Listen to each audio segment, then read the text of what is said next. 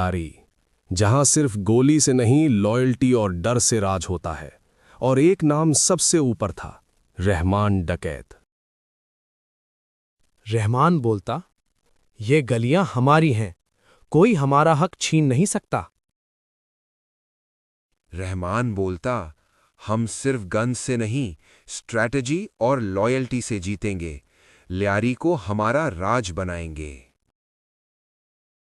रहमान लियारी का बादशाह बन गया, लेकिन हर एम्पायर का एक अंजाम होता है।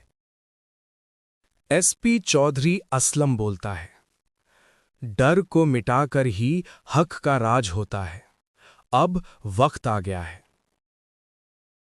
और इस स्टैंड ऑफ में लायारी का बादशाह अपने एम्पायर का अंतिम मुकाबला दे रहा था, लेकिन यह जंग उसके लिए मौत बन गई। रहमान के बाद उसका भाई उज़ैर बलोच ने लयारी में टेम्पररी राज संभाला, लेकिन वक्त ने उसके लिए भी राह नहीं छोड़ी। उज़ैर बोलता है, मैं अपने भाई का राज संभालूंगा और लयारी को वापस स्ट्रांग बनाऊंगा।